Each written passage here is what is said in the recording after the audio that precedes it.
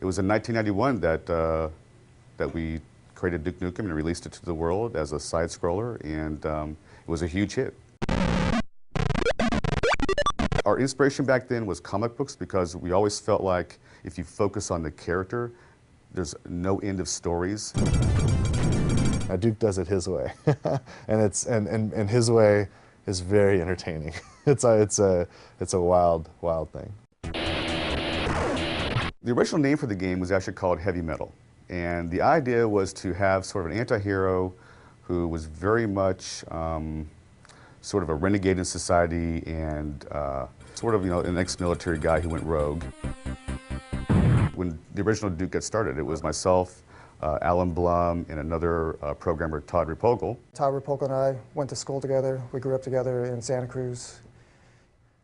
He started making side-scrollers and stuff, and while I was going to school at UCSC studying computer science, we were working on Duke Nukem 1 together. There's a guy I'd like to, anytime I have an opportunity, I like to call him out. His name's Alan Blum. And Alan, he created Duke. He and Todd Repogel, back in 1991, 92, created the original 2D side-scrollers of Duke Nukem.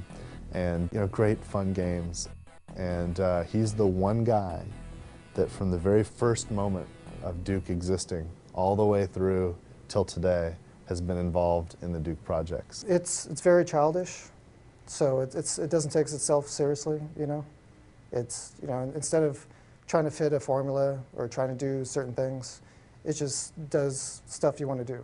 Duke Nukem has always been about the character, and we were focused on that at the beginning. It was difficult to bring it out with the side-scrolling simple technology in which we couldn't have voice work and so on. Actually, the voice started with Duke Nukem 2. At the opening cinematic, he says, "I'm back." Todd Repogel, the original Duke Nukem programmer, came to me and just asked about doing a voice because he wanted Duke Nukem to sound like, at least then anyway, sounded like a cross between McBain and Arnold Schwarzenegger. Those were my instructions, and I just said 2 words. I said, "I'm back."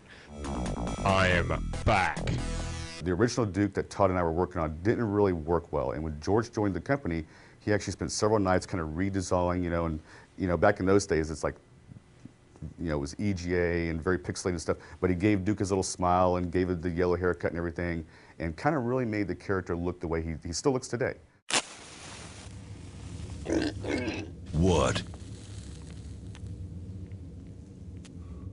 Did you think I was gone forever? Too long. We've waited too long, frankly. And I don't know if there's anything that could live up to the idea of 15 years of development, but this is absolutely a worthy successor and a worthy sequel to the game. I think that this is what fans have wanted to come out, and it's finally come out. I can't be more excited. If you're a Duke fan, and especially you're one of the fans that hang out on the 3D Realms forums for all that time, refusing to give up, refusing to, give in to the naysayers or whatnot, you're going to have a blast with this because it is a hell of a lot of fun.